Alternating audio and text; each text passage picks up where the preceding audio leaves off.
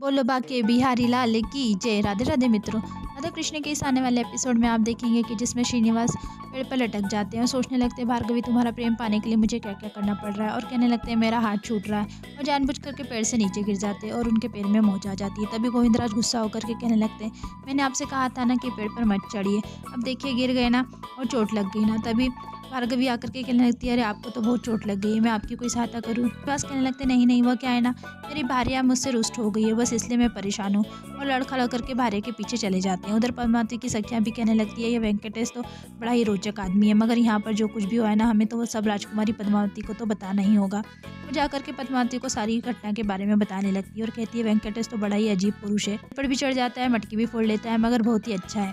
पद्मावती भी सोचने लगती है ऐसा क्या है उस वेंकटेश में, मुझे उसके बारे में अच्छे से जानना ही होगा।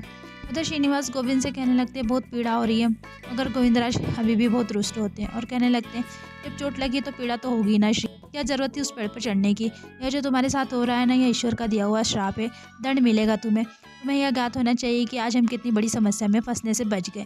श्री वह तो अच्छा हो कि वहाँ पर सारी स्त्रियों के सामने मेरी पोल नहीं खुली, सबके सामने अगर किसी ने मुझे देख लिया होता ना तो कितनी बड़ी समस्या हो जाती, नहीं भार्या का रूप बसता और नहीं इस वेंकटेश का स्वरूप। उधर सारी स्त्रियां वेंकटेश की तारीफ कर रही होती, तभी कुमार वासु की बातें सुनकर के उनसे पूछने लगते हैं ऐसा क्या किया वेंकटेश ने। वह सारी स्त्रियां सारी घटना कुमार वासु को बताने लगती है। ये सुनकर के कुमार वासु कहने लगते हैं मुझे अभी जाकर के वेंकटेश से मिलना ही होगा। उधर गोविंदराज श्रीनिवास पर बहुत क्रोधित हो रहे होते हैं, वो कुमार वासु को आते हुए देख लेते हैं और गोविंदराज को इशारा कर देते हैं। तभी गोविंदराज भी अपने सिर पर ओढ़नी ओढ़ करके कहने लगते हैं देखिए ना कुमार वासु कितनी चोट लगी है इनको, मुझे तो देखा ही नहीं जा रहा है, और श्रीनिवास के पैर दबाने लगते हैं।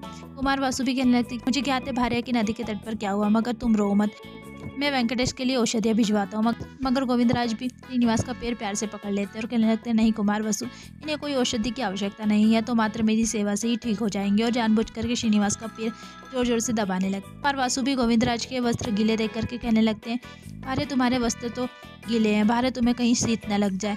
तभी गोविंदराज भी कहने लगते हैं कि वो क्या है ना कुमार वासु, मुझे तो समय ही नहीं मिला वस्त्र बदलने का, और यह मेरी सुनते ही कहाँ है, मैंने इन्हें बहुत समझाया कि यह पेड़ पर मत चढ़, भी समझे ही ना इन्हें, और रोते हुए अपने कक्ष में चले जाते। तभी कुमार वासु श्रीनिवास से कहने लगते हैं मैं समझाता हूँ भार्या को। श्रीनिवास कुमार वासु को कहने लगते हैं भार्या बहुत भोली है, छोटी छोटी बातों पर रुष्ट हो जाती है, थोड़ी देर में अपने आप मान जाएगी, आप वहाँ पर मत जाइए।